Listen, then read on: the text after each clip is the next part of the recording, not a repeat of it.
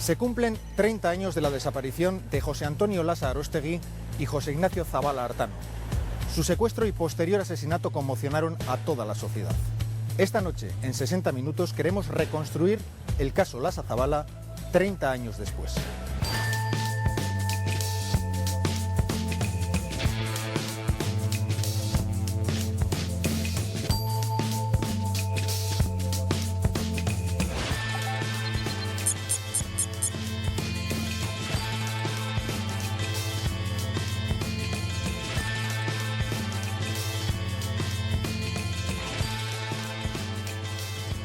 Y aquí en este Petit Bayonne, pequeño Bayona, tenemos algo que interpela. ¿Quiénes son Yochi y Yochean? Pues eran dos militantes de ETA, Lasa y Zabala. ¿Qué delitos habían cometido? Pues pocos, francamente pocos. Eran de ETA, claramente, pero eran, ¿cómo decir?, soldados rasos, militantes de poco relieve. Y que se sepa, tanto Yochi como Yochean no habían cometido otro delito que este atraco, pequeño atraco, sin muertos.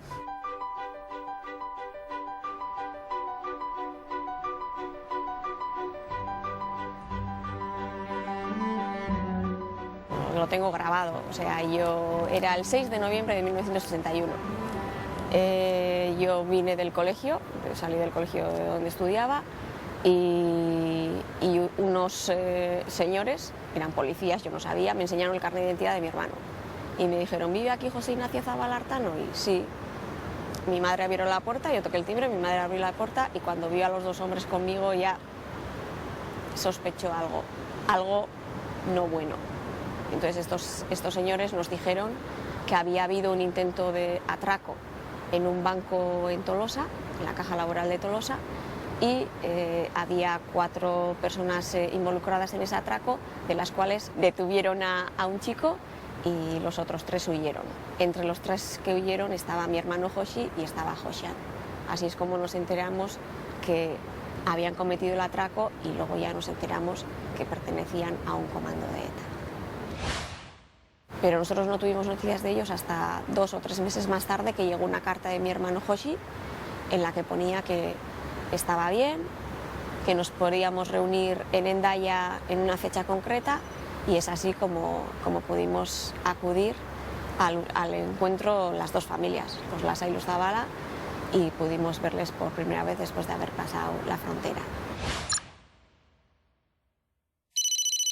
¿Por qué venían los militantes de ETA aquí en Francia? Pues por una sencilla razón, es que ETA había encontrado en Francia una área de tranquilidad en la cual podían fortalecerse, organizarse y descansar. Era una área de tranquilidad en la cual la policía o la gendarmería francesa les dejaban totalmente en paz. A mí me contaba un guardia civil que perseguía un comando de ETA y le había llegado cerca de Ibardín y que vio el comando de ETA pasar la frontera y mirar a los guardias y hacerles unos gestos con el brazo y el dedo que puedes imaginar. O sea que pasado la frontera había una total impunidad. José Amedo, el que fuera subcomisario de policía en Bilbao, condenado a 108 años de cárcel por la Audiencia Nacional, de los que ha cumplido 12, la mitad en régimen abierto, acaba de publicar el libro Cal Viva, un relato donde desvela a través de su testimonio algunos detalles sobre los crímenes de los GAL.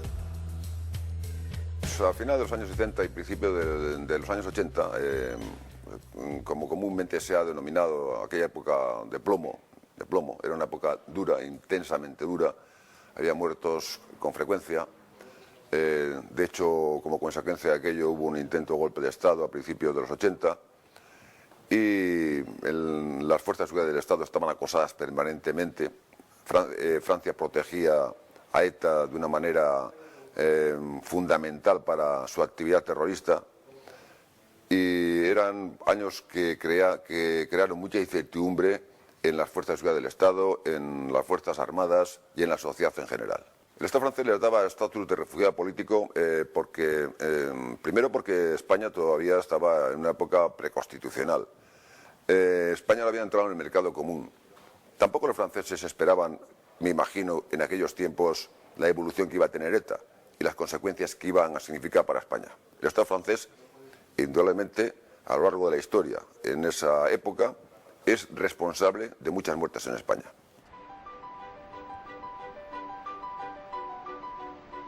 Las visitas, yo recuerdo sobre todo mi madre, la ilusión que ponía mi madre a la hora de preparar las cosas, pues ese cariño especial que casi todas las madres hacen, esta comida que le gusta, este pantalón que necesita, esta chaqueta que tal, y luego recuerdo el abrazo de mi hermano y de mi madre. Era un abrazo, yo creo que siempre daba la impresión de que iba a ser el último abrazo, no sé por qué, mi madre siempre tenía esa sensación y siempre la misma pregunta: ¿cuándo vas a venir a Tolosa? ¿Cuándo? Y siempre la misma respuesta: tranquila, ma, todo esto se solucionará y ya verás cómo enseguida, dentro de un par de años, estoy de Udaltzaingoa en Tolosa.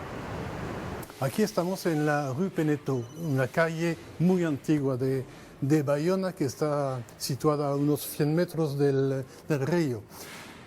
Callejuela, muy pequeña, una casa antiguísima, y estamos delante del número 11. El número 11 pasó algo en aquel año 1983. Aquel día, Lassa y Zabala pasaron el día entero con un amigo suyo, unos amigos suyos, unos refugiados. Hablaron mucho, volvieron a hacer un mundo nuevo, bebieron un poco y a la medianoche, a las 0:15, 0:30, los dos salieron por esa puerta y se fueron a un coche que estaba aparcado un poco más lejos. Por el detalle era un Renault 4L que pertenecía al amigo que les había acogido y que les prestó las llaves para que vayan a Arcang, un pueblo que está a unos 10 kilómetros de Bayona, para seguir la noche, para ir a tomar otros tragos por la noche. El día siguiente, el amigo abrió las ventanas y vio que el coche, el 4L, seguía estando aparcado en el mismo sitio. Entonces bajó, vio que las llaves estaban metidas en el coche, que las puertas estaban abiertas, pues había un gran problema. Lassa y Zabala habían desaparecido. En esta calle de Bayona se pierde la pista de Lassa y Zabala la noche del 15 de octubre de 1983. Es un hecho probado que fueron abordados por sus secuestradores cuando se dirigían al Renault 4 que les había prestado un amigo. Mis hermanos los mayores ya sabían algo, en la calle les habían comentado algo, lo que pasa que nadie se atrevía a ir a casa a decir semejante noticia. Entonces al final vino una persona que representaba al comité de refugiados y nos dijeron que desde la noche del sábado al domingo que Joshi y Josian no habían aparecido, que el coche que iban a coger para irse a unas fiestas estaba aparcado en el mismo sitio, no lo llegaron a coger. En el coche estaba la cazadora de mi hermano Joshi, que todavía hoy la tenemos en casa, y en la cazadora había un mechón de pelo bastante abundante de Joshi, y luego se notaba que había habido un forcejeo. Fue una noticia que pasó más o menos desapercibida, no adquirió gran relevancia, y cuando se levantó la sospecha fue 48 horas después, 17 de octubre del año 83. El 17 de octubre es mi cumpleaños. Yo trabajaba en la redacción y se toma la decisión de que hay que irse a Bayona a ver qué es lo que está pasando. Se había convocado una manifestación de etarras, entonces se les denominaba refugiados, y el que fuera el día de mi cumpleaños hace que no me olvide en la vida, lógicamente. Entonces se puso la denuncia, se tuvo que ir a Bayona, interpone una denuncia en Bayona, pero ahí poco caso nos hicieron.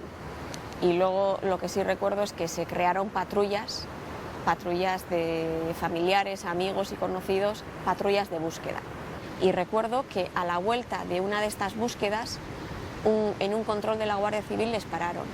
Les pararon a mi hermano el mayor, Juan Mari, y al hermano mayor de Josian, a Miguel Mari. les empezaron a interrogar, les pidieron los papeles, ya sabían de dónde venían, pero les preguntaron, ¿de dónde venís? Y les dijeron, de buscar a nuestros hermanos. Y entonces empezaron a mofarse de ellos, les pusieron una pistola en la sien y les dijeron, esos están donde tienen que estar. Sí.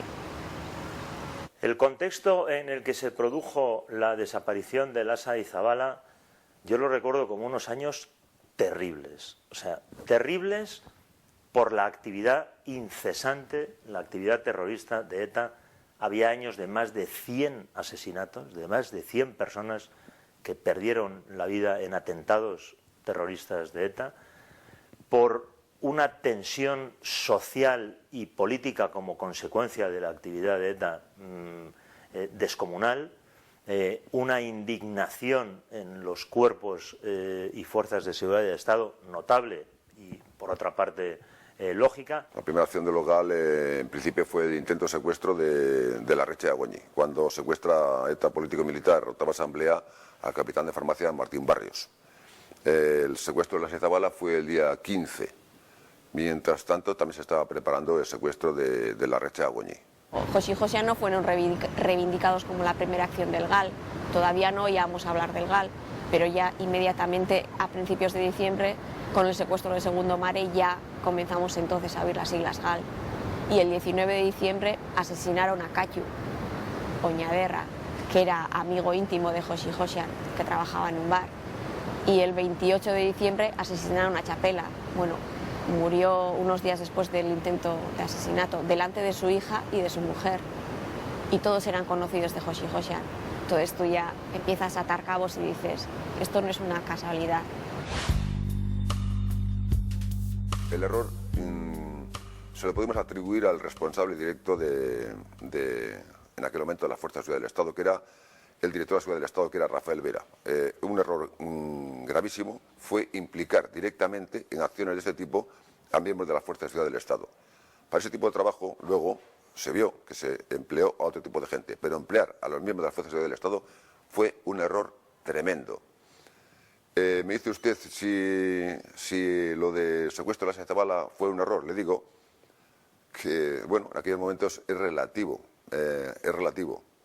Que debía o no debía haber pasado. Yo, desde luego, en ese acontecimiento no hubiera participado nunca, de la forma que se llevó a cabo.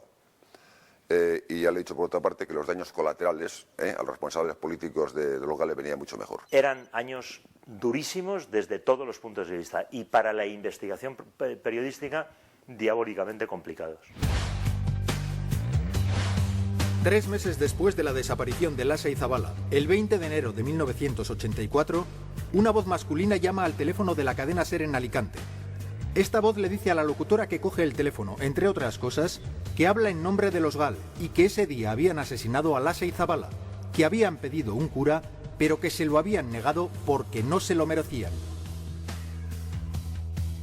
Recuerdo que mi madre siempre estaba en casa con la radio. Mi madre estuvo 3 meses enteros sin salir de casa. No tenía fuerzas para salir de casa.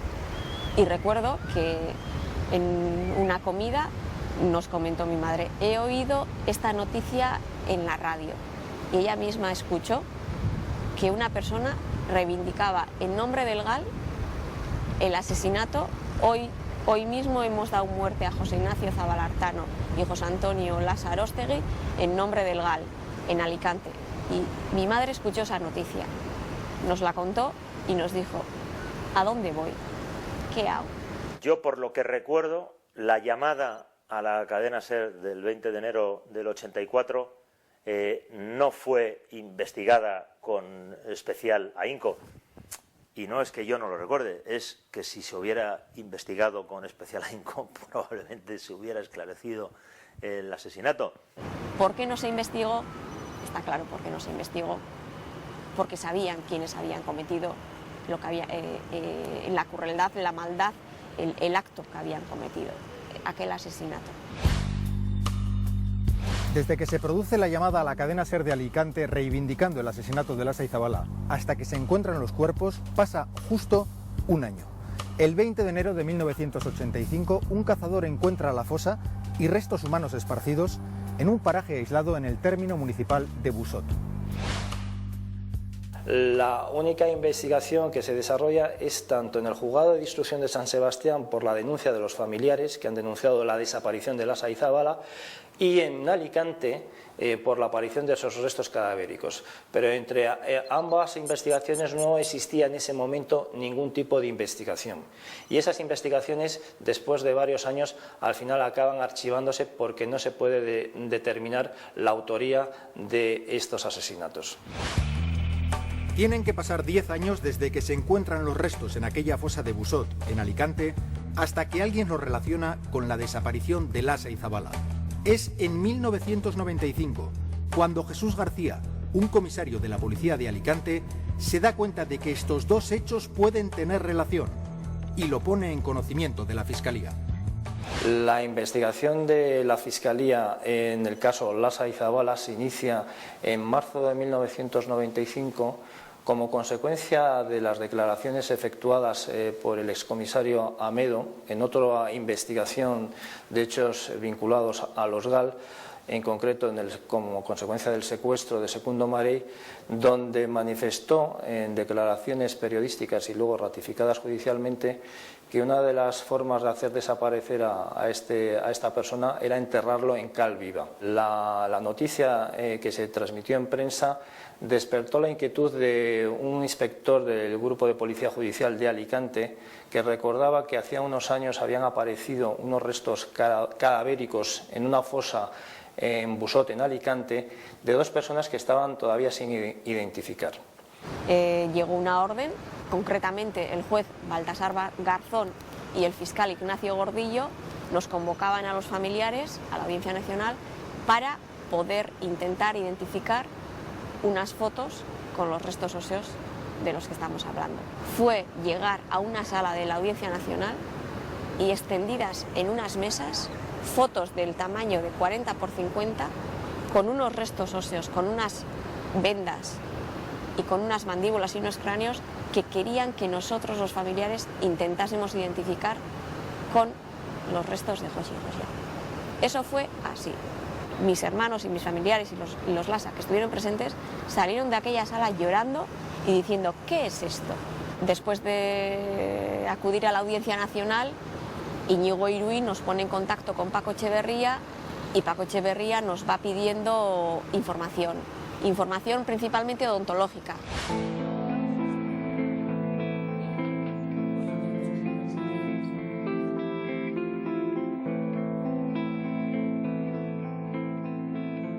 Esta es una de las copias del documento pericial que yo elaboré con el caso Lasa y Zabala.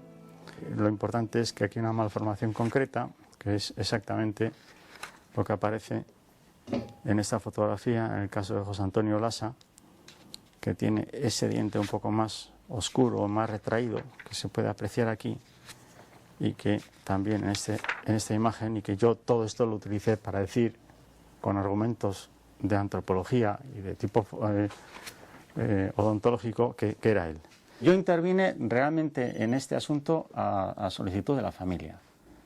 La familia, habría que decir los abogados de la familia, y además con un conocimiento de algunas autoridades, no de todas, porque se puede hablar ya muy claro, algunas autoridades no se fiaban de otras. Queremos echar ahí, ¿no? Echamos ahí el estaca. El comisario Jesús García, en este caso, jugó un papel esencial. Es quien, al leer en El Mundo la entrevista que yo le hago a Amedo Domínguez y leer la orden que cuenta Amedo que recibió, que no cumplió, de asesinar a Marey, a Segundo Marey, y enterrarle en Calviva, cuando lee eso, Jesús García relaciona y dice los dos cadáveres de Busot, y dice, y tuvo un pálpito, él no tenía información. Un policía que me dijo que se había formado en Barcelona, un policía que hablaba de democracia, que hablaba y me decía a mí, este asunto hay que aclararlo. Este policía y por teléfono pues estaba de acuerdo en que yo fuera a Alicante, aceptaban por lo tanto esta situación, yo me presenté en Alicante, me vino a buscar al aeropuerto, me fui en el coche de la policía junto con otro compañero suyo y me llevaron al cementerio de Alicante, al depósito de cadáveres. El depósito de cadáveres donde se practicaban las autopsias estaba abandonado para entonces. Años atrás se había construido un tanatorio en Alicante y ya no se hacían las autopsias en ese lugar. Había unas tablas, una motocicleta, 4 cosas tiradas por el suelo y una cámara frigorífica que estaba apagada y por lo tanto a temperatura ambiente. Entramos en esa cámara frigorífica y estaban 2 féretros con los restos. Abrí los féretros y allí había 2 esqueletos, en parte semi-momificados, es decir, había tejidos blandos resecos, por supuesto cal y otra serie de elementos, tierra, etcétera. Yo enseguida miré la dentición y me di cuenta que podían ser ellos. En los miembros inferiores de este cadáver, sus partes sacras estaban... Yo lo que hice en Alicante, que me permitió confeccionar un documento, no consistió en extraer muestras, bien que me cuidé de ese asunto. Cuando me di cuenta que sí eran, con cierta impresión para mí también, me preocupé de hacer fotos y de grabar unas imágenes en vídeo. Yo sabía que este asunto podía ser muy polémico y tenía que cubrirme precisamente en lo que estaba haciendo. ¿Quién me lo ha pedido? ¿Con qué conocimiento de qué autoridad se llegó al sitio? ¿Qué es lo que he hecho? ¿Qué es lo que he tocado? Que estas son cosas básicas en la tarea. Si yo voy a Alicante y digo, creo que no son, ese asunto hubiera quedado parado y nunca hubiera llegado al punto que significó el juicio y las condenas. Pero lo que sí me di cuenta también es que los informes forenses hechos en origen por los médicos de Alicante tenían errores. Era rigurosamente falso que tuvieran fracturas de cráneo en la cabeza por golpes. Lo que tenían eran disparos. Hasta tal extremo, esto puede parecer mentira, que había una bala, un proyectil de arma de fuego en uno de los cráneos, que no la vieron los forenses que hicieron las primeras autopsias. Eso también me permitió darme cuenta con qué nivel de profundidad se hicieron aquellos análisis cuando se descubrieron estos restos. Aquí vemos unas fotografías que hice, donde parece que todo es una rotura sin ningún interés, pero este punto concreto con las fracturas radiales, a partir del punto son el orificio de entrada. Esto lo vemos con más detalle aquí y sobre todo en esta imagen se comprende. Si nosotros colocamos cada trozo de hueso en su sitio, al colocar esta porción vemos el recorte redondeado y típico como orificio de paso de un proyectil de arma de fuego, en este caso de entrada. Esto no se hizo en su momento, lo que yo entiendo, y no se supo interpretar entonces que eran disparos. Yo comuniqué verbalmente mi opinión, porque estaba previsto que yo simplemente opinara verbalmente, y naturalmente en cuanto yo le dije al abogado de la familia, a la policía y a la Fiscalía de la Audiencia Nacional, que esta vez sí son Lasa y Zabala, pues se organizó un revuelo de campeonato, y recuerdo que el fiscal Gordillo me dijo, bueno, pues entonces usted tiene que poner esto que me está diciendo por escrito. En un momento determinado se dijo, ¿y cómo es posible que esos restos no se hubieran echado, en realidad, al osario, a la fosa común del cementerio de Alicante? Bueno, eso alguna vez se ha dicho que es porque alguien se preocupó de velar porque eso no ocurriera y además que era uno de los médicos forenses. Yo eso creo que no es así. En realidad esos restos no se echan al osario casi por la casualidad de que ese depósito de cadáveres se dejó de usar. Si ese depósito de cadáveres donde se hacían las autopsias hubiera seguido siendo el sitio donde se practicaban las autopsias de Alicante, no tengo la menor duda de que se hubiera cumplido aquella orden de que esto que está aquí molestando, a ver, por favor, ¿cuándo lo podéis echar al osario? Lo que ocurrió es que se abandonó la instalación, se dejó de utilizar. Nunca más subió ningún forense a ese sitio para hacer ninguna autopsia.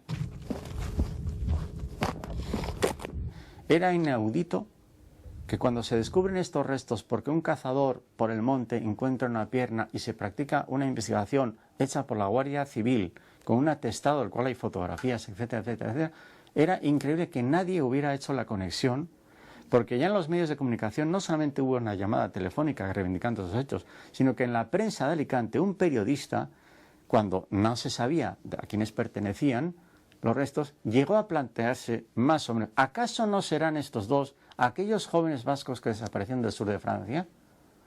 La opinión que desde luego tenían muchas personas del mundo judicial es que alguien se había quedado callando cuando precisamente se descubrió este tema.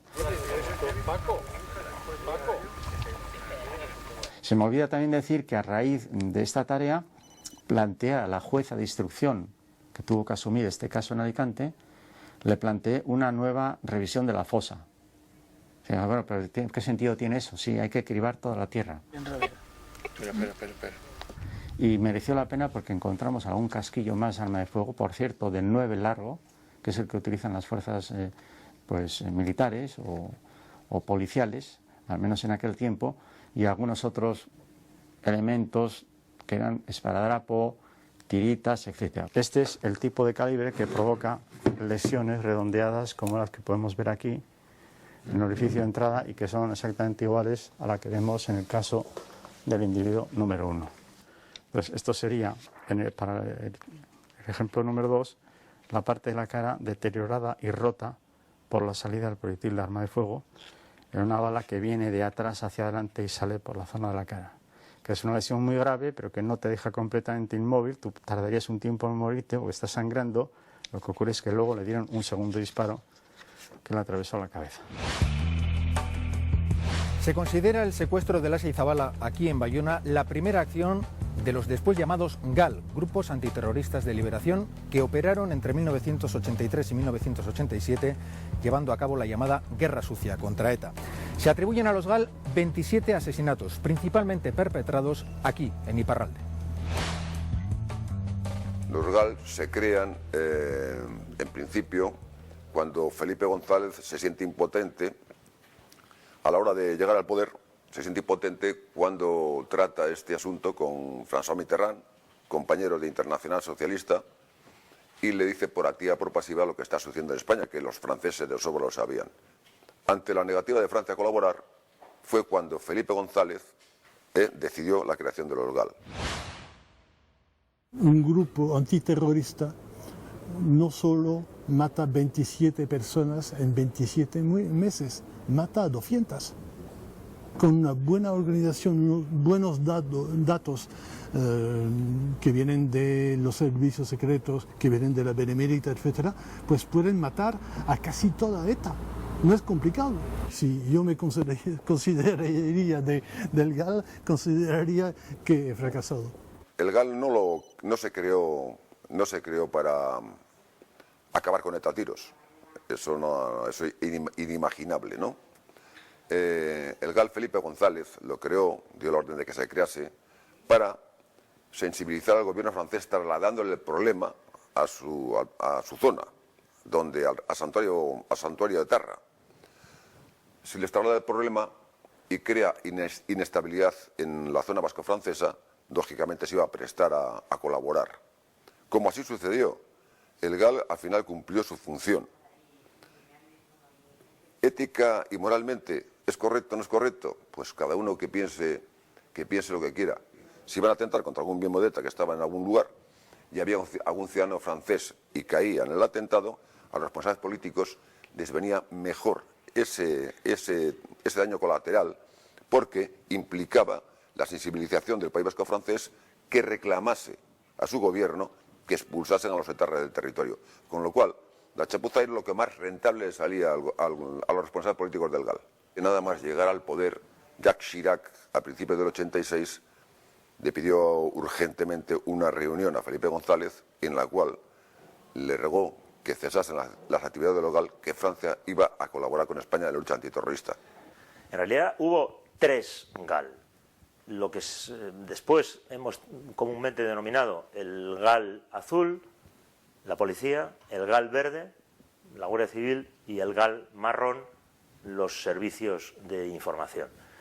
Este fue un asesinato, una desaparición, tortura y posterior asesinato de Lasa y Zabala cometido por el GAL verde. Pero todo esto lo hemos sabido con posterioridad. En aquellos momentos no se sabía que era un asesinato de los GAL.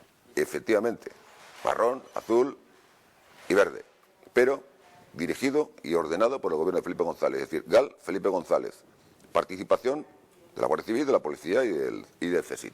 Recuerdo, en mi caso personal, el de otros colegas, no muchos, que investigamos a los GAL, éramos objeto del reproche de la sociedad española, de la sociedad por la calle, decían ya está bien, del gobierno que nos persiguió, nos acosó, nos espió, nos injurió, nos calumnió, de buena parte de la clase política de la oposición, de entonces Alianza Popular. Es decir, fue un clima para realizar esta investigación de una soledad terrible.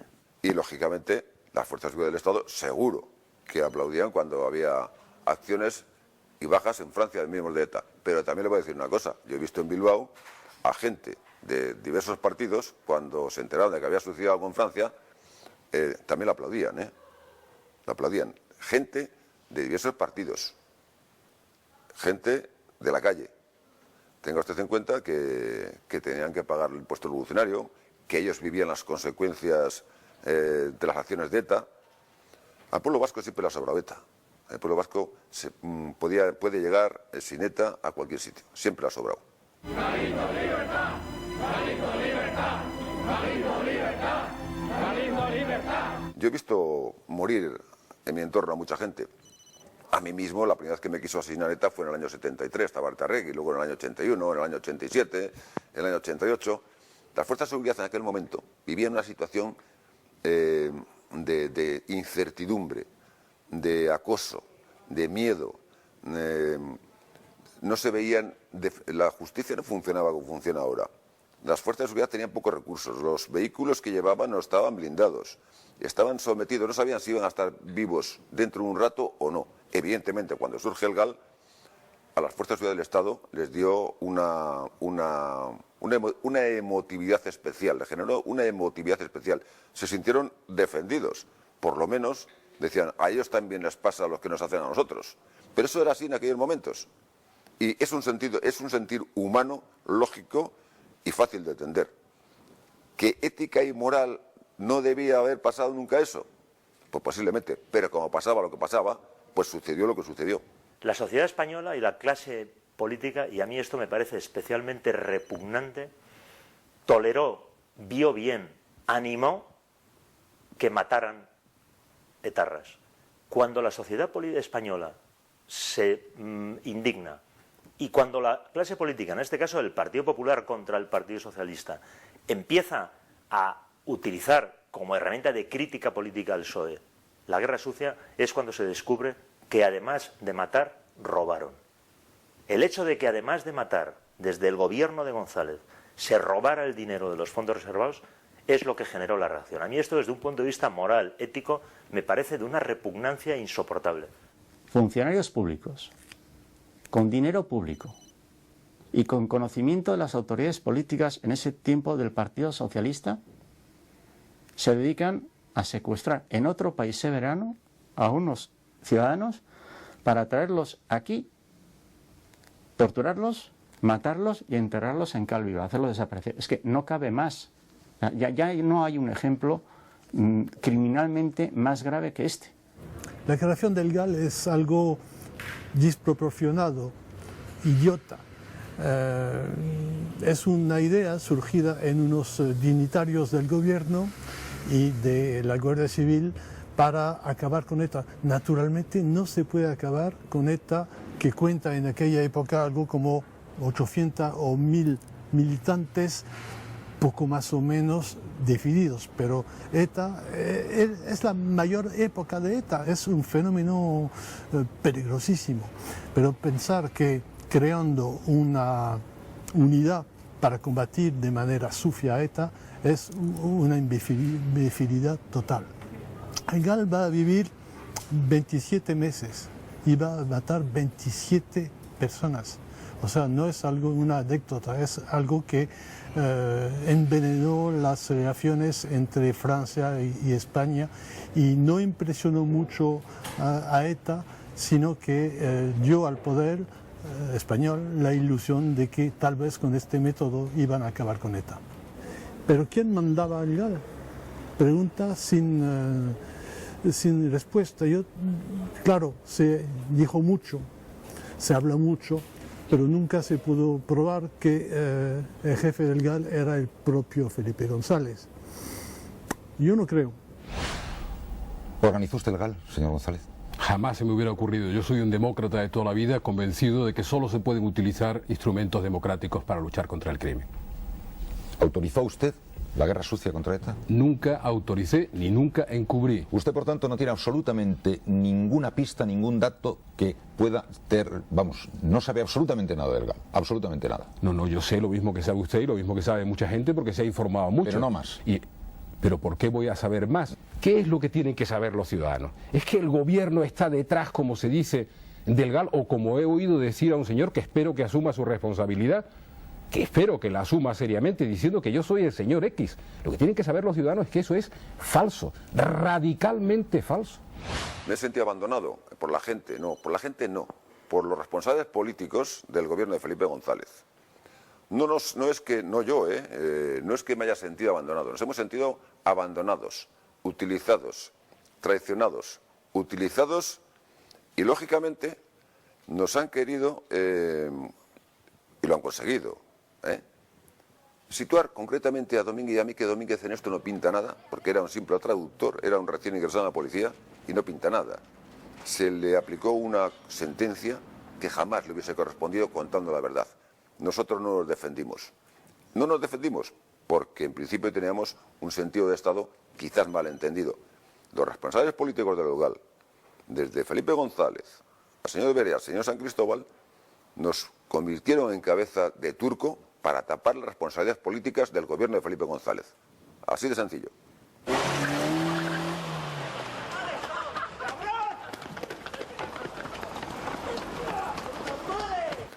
Antes de entrar en prisión nos dijeron que asumiésemos 2 años de cárcel y que nos indultaban. Se pactó, pero nos engañaron, nos utilizaron, nos amenazaron y nos tragamos la condena que no nos correspondía a nosotros.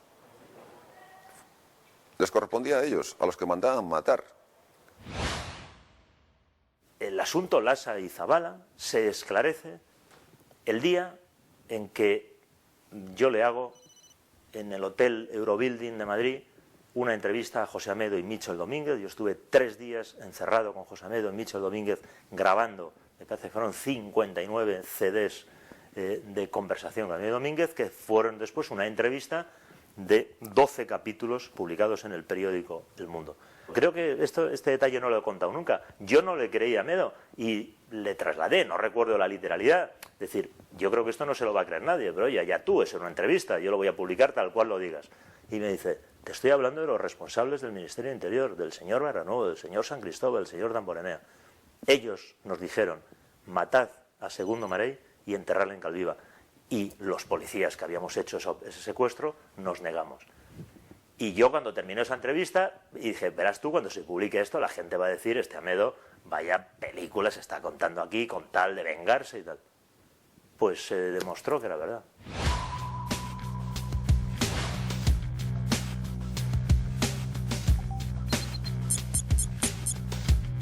Según los hechos probados, Lasa y Zabala estuvieron retenidos aquí, en el Palacio de la Cumbre de San Sebastián, desde el 16 de octubre de 1983.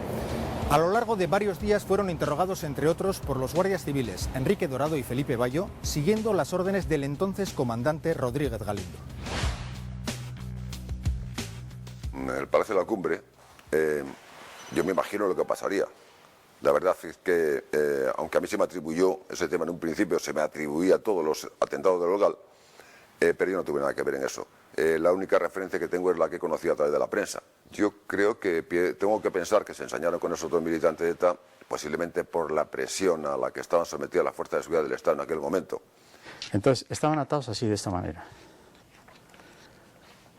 en la boca y en lo que sería la faja que cubría los ojos, dejaba mínimamente la nariz. De hecho, esto es el recorte donde tenía la nariz con la vuelta de la tela. Que a los detenidos en aquel tiempo se les trataba mal, y dentro de tratarles mal había abuso policial, y además del abuso policial había tortura. Esto es evidente, aunque haya personas, como alguna vez se ha dicho, que se exagera al hablar de eso. No se exagera nada.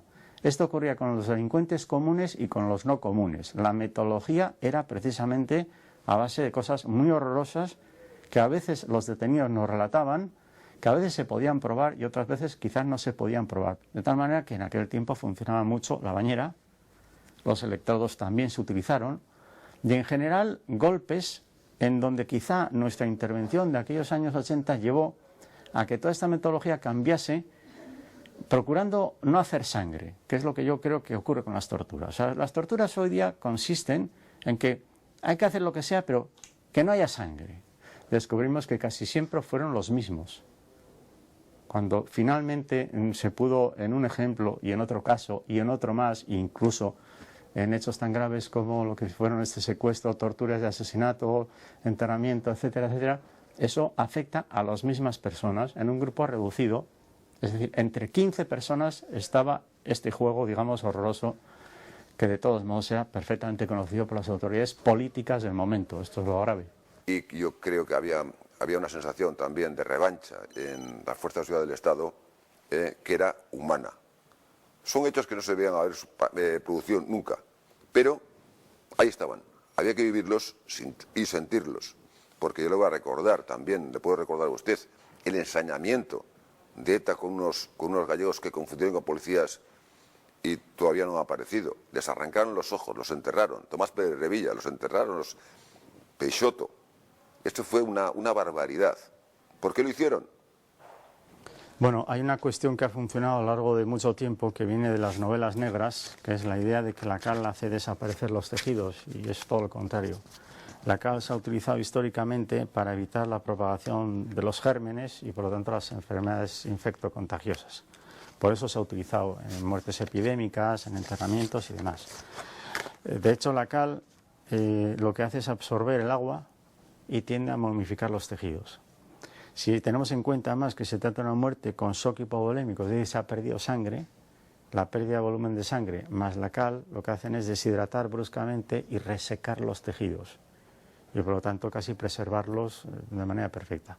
Aunque los años transcurridos son pocos, y en un terreno tan seco como era aquel de Alicante se hubieran mantenido durante muchísimos, no sé, decenas de años en condiciones casi equivalentes. No tenemos la evidencia de qué procedimiento de tortura se produjo, pero sí creo que este tipo de tortura fue con mucha sangre o con mucho daño y muy brutal, en la que el momento final es decir, bueno, mejor ya, pues incluso los vamos a matar, porque si no hubiera sido tan grave las lesiones, como que no se nos olvide que en aquellos tiempos hubo gente que fue secuestrada y apareció viva al cabo de 4 o 5 días con una serie de golpes. Yo los he visto. O sea, no me estoy inventando nada, es que parece que a veces nos olvidamos de los casos. Hubo gente que desapareció y 4 días más tarde desapareció y tenía un hematoma en el ojo, la habían quemado con un cigarrillo y unas heridas no sé dónde. En fin, yo hice las reconstrucciones comprendiendo que eran 2 disparos, uno de los cuales atravesó por debajo de la cabeza, a nivel de lo que puede ser el cuello, la parte alta, casi así se puede decir, este recorrido. Es un primer disparo que es mortal, pero que no mueres de forma inmediata, porque este disparo lo que hace es inundarte la vía respiratoria y seguramente y de forma inmediata le dieron un segundo disparo en la cabeza que ya le dejaría totalmente inmóvil. Son disparos desde detrás y además teniendo la faja puesta sobre la zona de la cabeza, porque hasta incluso el plástico de la cinta de empalme y la manta está taladrado por el paso de los proyectiles.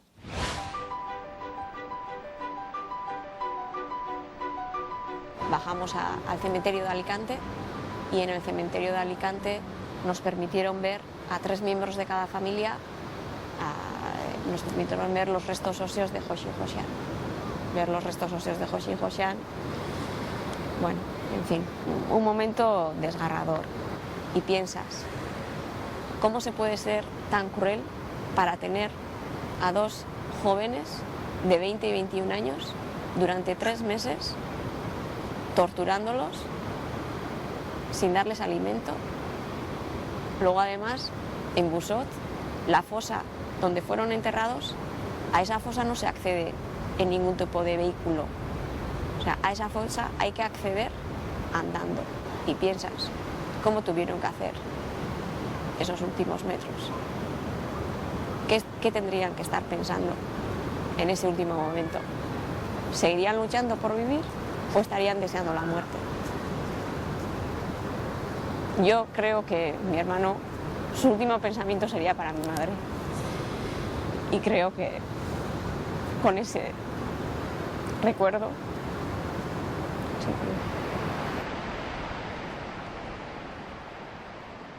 Y yo me acuerdo cuando hablé con las madres antes de ir a Alicante y en el tiempo posterior, y yo creo que esto pues es una tragedia horrorosísima en la que seguramente estas madres han sufrido más pensando cómo sería el nivel de torturas que padecieron que no ese momento incluso entre comillas de alivio en el cual se te produce un disparo en la cabeza y a partir de ese momento dejas de sufrir. Los muertos de hecho no sufren, sufrimos los vivos. Hasta hace poco, cada vez que hablaba algo relacionado con mi hermano, yo lloraba. lloraba de la emoción, lloraba de la impotencia, lloraba de la indefensión suprema que hemos tenido que sentir durante tantos años, lloraba del maltrato que hemos tenido que recibir por todos los lados, institucional, policial, judicial, todos los ámbitos. Quiero saber la verdad y quiero que se sepa la verdad y que se vea la verdad.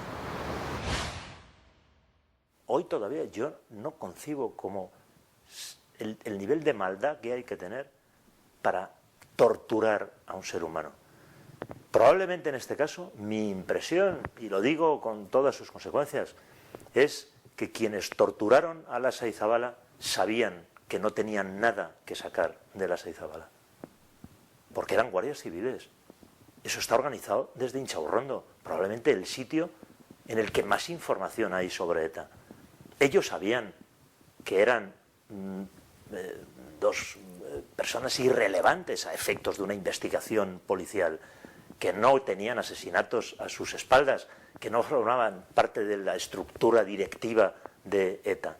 Yo estoy convencido de que sabían que estaban torturando a dos personas de las que no tenían nada que sacar. Les arrancaron las uñas, los pulgares, tenían vendados, amordazados, tanto en los pies como en las manos. Todo esto, claro, todo esto no se trata de un ajuste de cuentas, o yo intuía que no podía ser un ajuste de cuentas, sino que debía de ser motivado por un hecho mucho más importante, por una circunstancia más importante y sobre todo a sacar información. Yo puedo comprender que se torture a alguien del que uno sabe que tiene una información. Me parece intolerable, injustificable, condenable, repugnante, pero lo entiendo. Pero cuán malo, cuán perversamente malo hay que ser para hacer eso a dos pobres diablos, para arrancarle las uñas a dos personas. Bueno, y hay gente que dice, bueno, pero es que en aquellos años ETA asesinaba a más de 100 personas cada día, cada año. Bien, sí, ya lo entiendo. Entiendo que haya indignación, que los policías y militares estén, pero hasta ese punto, o sea, el caso de Lasa y Zabala, yo creo que impresionaba, impactaba a cualquiera que tuviera relación, que asistiera a los relatos del juicio, que viera las fotografías que obraban en el sumario, los relatos de los forenses. O sea, es espeluznante. El caso de Lasa y Zabala es espeluznante. Otro de los muchos puntos polémicos que se sucedieron en el caso Lasa y Zabala fue la entrega de los restos a sus familias. El juez Bueren había ordenado esa entrega en féretros precintados que no se debían romper.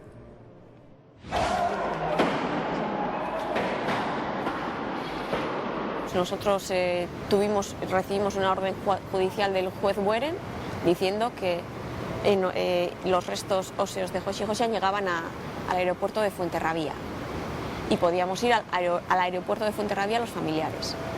Fuimos al aeropuerto, nos encontramos con una inmensa masa humana de gente que intentaba apoyarnos y que quería acompañarnos en nuestro dolor. Gente que fue apaleada por la Guardia Civil, por la Policía Nacional, simplemente por intentar clamar justicia.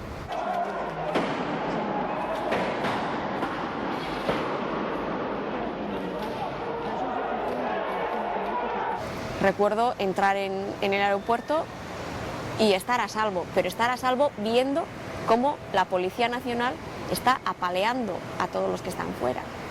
Y luego recuerdo el llegar al cementerio. Estábamos esperando que abrieran el coche fúnebre para sacar los féretros y de repente nos vemos invadidos por una carga policial de la Ertzaina. Yo no entendía nada.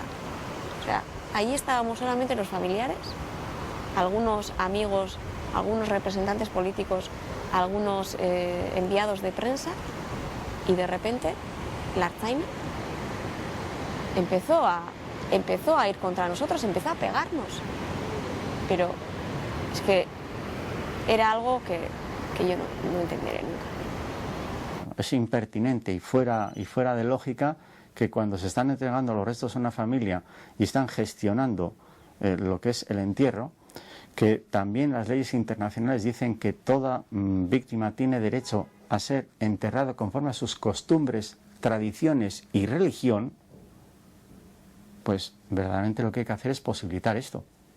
Allí perdieron la calma y los papeles algunos, y ahí han quedado unas imágenes que yo creo que son pues un daño más añadido a unas familias que no se lo merecen. Eso hay que respetarlo mucho y tenemos que quizá que abstenernos de interferir en lo que hubieran hecho las familias, que es coger los féretros, por favor, los últimos 100 metros los voy a llevar yo, que soy su hermano, por favor.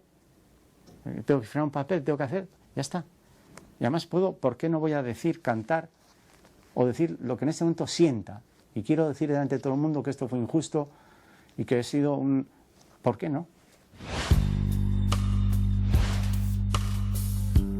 Ha sido una de las investigaciones más difíciles y más complejas a las que he tenido que hacer frente como fiscal en la Audiencia Nacional. Precisamente por las enormes dificultades que teníamos tanto el juez Javier Gómez de Liaño y en un principio el juez Carlos Bueren en investigar hechos en los que presuntamente al principio estaban detrás los aparatos del Estado, las cloacas del Estado. Junto a ello, las amenazas, presiones y coacciones que los investigadores, en este caso del Cuerpo Nacional de Policía, recibían a cada paso de la investigación. Y también de una situación en la que ETA seguía golpeando a la sociedad española. Eso generaba que en la opinión pública no se entendiera muy bien cómo la Audiencia Nacional perdía el tiempo en investigar este tipo de hechos delictivos. Yo no he recibido presiones, algún anónimo sí, que me han parecido de alguna persona desequilibrada quizás, ¿no? Aunque la mayor presión que hemos sufrido los forenses en Guipúzcoa es aquel día en que un compañero mío, en aquellos años, 80 y pocos, le pusieron una bomba en el coche. 3 meses antes de que a ese compañero mío le pusieran una bomba, a mí me quemaron el coche. Cuando a mí me quemaron el coche no me di por aludido, en fin, pero cuando le pusieron la bomba a mi compañero sí. Y entonces eso nos llevó a una reunión y ocurrió una cosa. La primera vez que ha habido una huelga o paro en la Audiencia Provincial de San Sebastián que duró 1 hora fue en solidaridad con los médicos forenses a raíz de la bomba que le pusieron a este compañero mío. Y bueno, fuera de esto, cuando ocurre el caso Lasa y Zabala, yo no sufrí amenazas. Yo pude actuar con total libertad y en el juicio fue de la misma manera.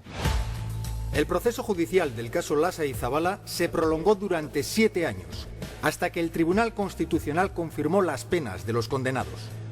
En este largo proceso hubo varios puntos de inflexión que lo marcaron. Uno de ellos, la muerte en pleno juicio de Jesús García, el comisario de policía que impulsó el esclarecimiento del caso. Me impresiona mucho que se hubiera muerto Jesús García, porque a él sí que le imagino presionado. Él es funcionario público y puedo pensar que personas cercanas le dicen ¿por qué te has metido en esto? Tú estás haciendo ahora un juego a la izquierda Berchale y al terrorismo de ETA, ese tipo de cosas. Naturalmente cuando murió yo sentí muchísima pena y me imagino que él sí sufrió durante meses presiones, insultos e incomprensiones dentro de su propio colectivo. Al comando Gorki de ETA militar.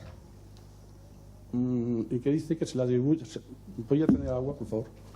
Después de haberle interrogado yo como fiscal, cuando se iniciaba precisamente el interrogatorio por parte de la acusación particular, él es cuando sufre ese infarto y se produce una muerte en plena plaza de justicia, en medio de un tribunal que estaba administrando justicia. Su muerte es una muerte, digamos, heroica en ese sentido, porque había llegado hasta el final, hasta el momento nuclear, que es el desarrollo del juicio oral, donde ya había declarado a las preguntas del Ministerio Fiscal y precisamente ya con eso se cerró toda su participación de esa forma tan traumática para él y para su familia. Y cuando me enteré del fallecimiento de Jesús García, fue un impacto terrible. Y mi respeto a la figura de este comisario, que creo que hizo una contribución al esclarecimiento de un hecho terrible, como es el secuestro, tortura y asesinato de los etarras de Lasa y Zabala. ¿Con qué ánimo entran? Por favor, ¿quieres apartarte de aquí? No hay ninguna declaración que hacer.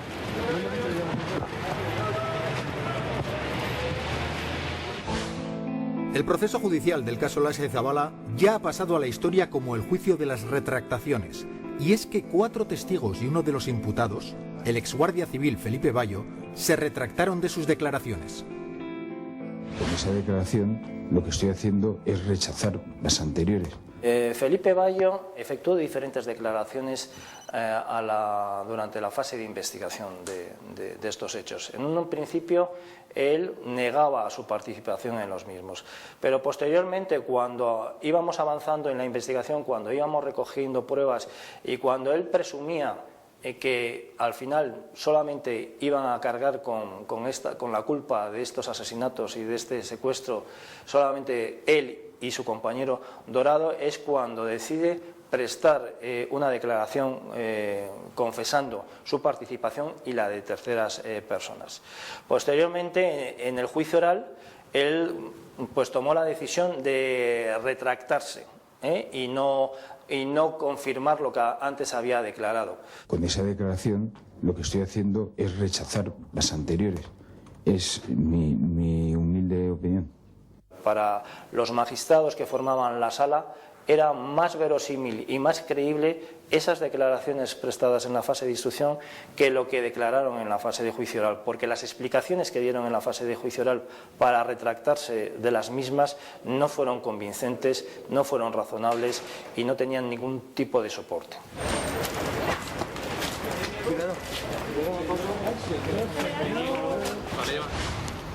Recuerdo las caras de Galindo, las caras de Dorado, de Bayo, de Vaquero, de Argote, de Vera. Recuerdo sus familiares. Claro, son personas que tienen familia que les quiere, y es normal. Recuerdo su chulería, su prepotencia, su soberbia, cómo nos miraban. De que con 6 hombres como ellos se hubiera podido conquistar América del Sur completa. En este caso se demostró con certeza y con absoluto rigor científico qué es lo que se hizo. Eso es lo que tiene que prevalecer, y no todas las mentiras y las artimañas que luego tuvimos que escuchar en el juicio. Jurando por Dios y por mi honor que nunca he ordenado semejantes cosas, ni el secuestro, ni las torturas, ni el asesinato de estos hombres. Y al margen de ese juramento afirmo mi certeza absoluta de que mis hombres también son inocentes. Estoy orgullosa de ser la hermana de José Zabala. No digo que esté orgullosa de que mi hermano perteneciera a ETA, pero no podría decir lo mismo, no podría sobrellevar, por ejemplo, el ser hija de un torturador de Ichaurrondo, como Galindo. Reconozco que tiene que ser muy duro ser hija de Galindo. Yo quería, de alguna forma, transmitir un mensaje a los ciudadanos vascos y desear, por encima de todo, porque yo me siento parte de allí,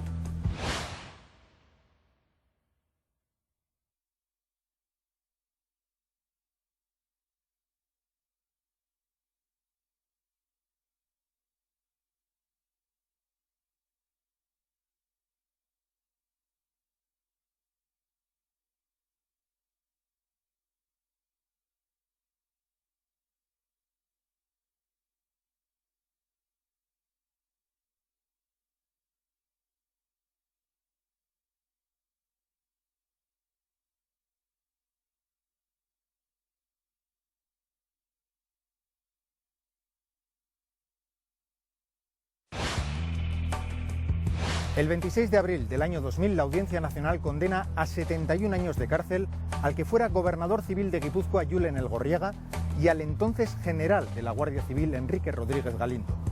A 69 años al teniente coronel de la Guardia Civil, Ángel Vaquero, y a 67 años a los exguardias civiles Enrique Dorado Villalobos y Felipe Bayo.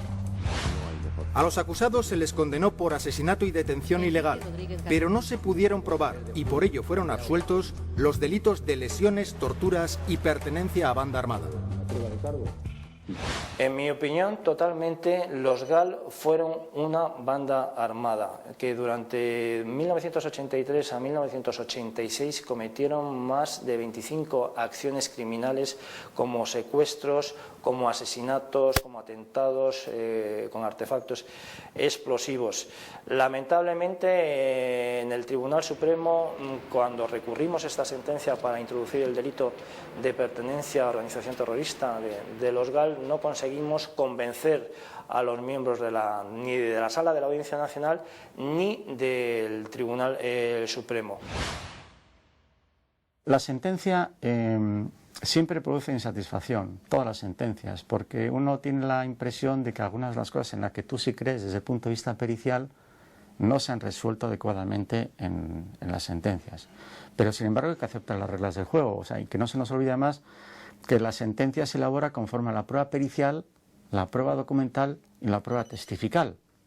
Y aunque parece que la prueba pericial es la parte estelar de todo este asunto, los jueces tienen que tener en consideración otras cuestiones. Así entonces, yo en la sentencia no estoy muy satisfecho con ese argumento de que no está claro lo de las torturas. Bien es cierto que los restos cadavéricos aparecieron vendados, aparecieron con determinados signos que evidenciaban que podían haber sido objeto de torturas.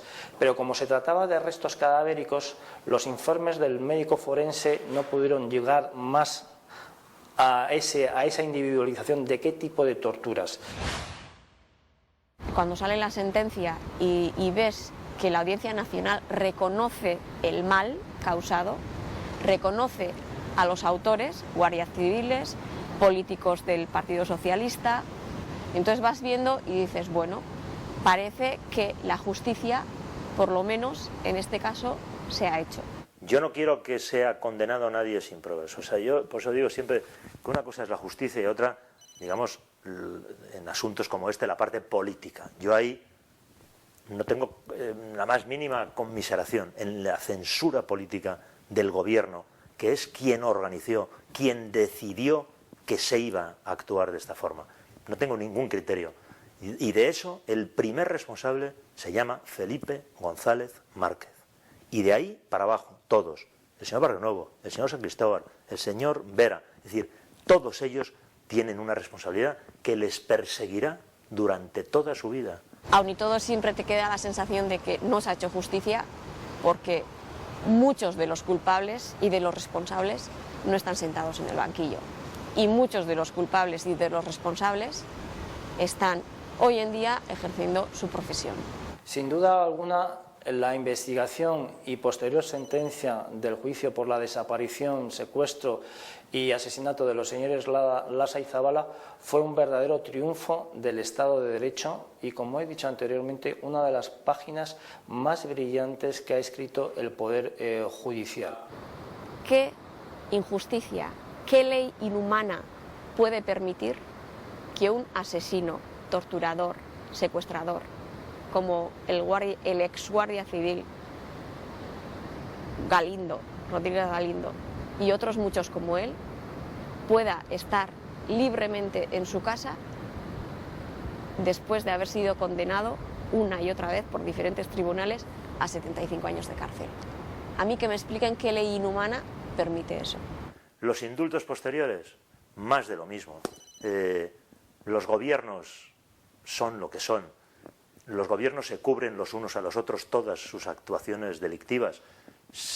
Indultos en los casos relacionados con los GAL, indultos en los casos de corrupción.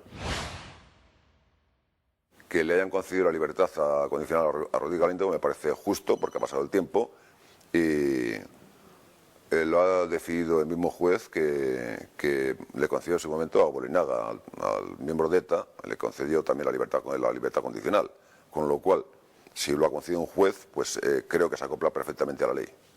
Es muy difícil trasvasar aquellos momentos a estos y sentir lo que se sentía entonces, o al revés, pero yo solamente puedo responder a una cosa en este sentido. No volvería a implicarme en una situación de este calibre.